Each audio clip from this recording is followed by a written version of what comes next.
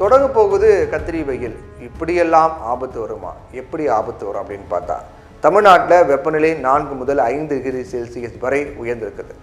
சில மாவட்டங்களில் 115 degree Fahrenheit வரை வெப்பநிலை பரவலாம் அப்படின்னு இந்திய வானிலை ஆய்வு மையம் வார்ன் பண்ணியிருக்காங்க. மேற்கு மற்றும் வடக்கு பகுதிகளில் ஏற்படக்கூடிய வெப்ப அலை தொடர்ந்து தமிழகத்திற்கும் பரவ வாய்ப்புள்ளதாக வானிலை ஆய்வு மையம் சொல்லியிருக்காங்க. தமிழகத்தில் வருகின்ற 4ஆம் தேதி முதல் கத்திரி வெயில் வர தொடங்கி இருக்கு. அதாவது இதை அக்னி நட்சத்திரம் அப்படின்னு சொல்லுவாங்க. அதனால நிலைமை மேலும் மோசமாகுமோ அப்படிங்கிற அச்சம் எழுந்திருக்கிறது. வெயிலே படாமல் இருந்தாலும் ஆபத்து அப்படிங்கிறாங்களே. சரி, இந்த நிலையில நாம் எப்படி இதை சமாளிக்கிறது அப்படிங்கிற கேள்வி வரலாம். பொதுவாக சூரிய ஒளியால் நமக்கு விட்டமின் டி கிடைக்குது அப்படிங்கிறது எல்லாருக்கும் தெரியும். இதுவே கோடை காலத்தில் அதிக சூரிய ஒளியால் நம் உடலில் அதிக விட்டமின் டி உற்பத்தி ஆகிறது. இது நாம் எலும்பு ஆரோக்கியம், நோய் எதிர்ப்பு செயல்பாடு மற்றும் ஒட்டுமொத்த நல்வாழ்வுக்கும் பெரிதளவில் உதவுது. அதனால கோடை காலத்தில் முற்றிலுமாக வெயிலை தவிர்க்காம காலை வெயில் உங்கள் உடலில் படுவதை உறுதி பண்ணணும். கோடை வெயிலின் கடுமையான வெப்பம், நீர்ச்சத்து குறைபாடு மற்றும் பல்வேறு விதமான வெப்பம் தொடர்பான நோய்களுக்கு வழிவகுக்கும். வெயிலில் நம்ம அதிக நேரம் இருந்தால் வியர்வை வெளியேறி திரவ இழப்பு மற்றும் எலக்ட்ரோலைட் சமநிலை இன்மைக்கு அது வழிவகுக்கலாம். அதனால் கோடை காலத்தில் அதிகமாக தண்ணீர் குடிக்கணும். உங்களை எப்போவுமே நீரேற்றத்துடன் வச்சுக்கணும். உங்கள் ஆரோக்கியத்திற்கு பெரிய அளவில் உதவும். கோடை காலத்தில் சூரியனின் புற ஊதா கதிர்கள் சரும சேதத்தை ஏற்படுத்தும்.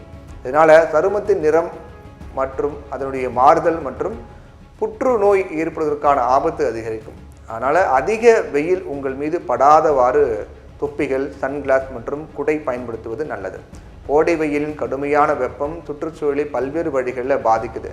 இந்த சமயத்தில் நீர் வேகமாக ஆவியாவதால் வறட்சி, தண்ணீர் பற்றாக்குறை போன்ற மோசமான நிலை ஏற்படலாம். வறட்சி காரணமாக தாவரங்கள் காய்ந்து போதல், காட்டுத்தீ போன்ற அபாயங்கள் அதிகரிக்கிறது. குறிப்பாக விவசாயத்துறையில் பயிர் விளைச்சல் பாதிக்கப்பட்டு உணவு பற்றாக்குறை மற்றும் பொருளாதார சிக்கல்களுக்கு வழிவகுக்கும். குறிப்பாக கத்திரி வெயிலுக்கு கர்ப்பிணி பெண்கள் தான் ரொம்ப எச்சரிக்கையாக இருக்கணும். அதிகளவு தண்ணி குடிக்கணும். தாகம் எடுக்கும் வர வெயிட் பண்ணாமல் அடிக்கடி தண்ணி குடிச்சிக்கிட்டே இருக்கணும். இளநீர், எலுமிச்சை பழச்சாறு, அதே போல் நிறைய நீர்ச்சத்து நிறைந்த பழங்கள் சாப்பிடணும்.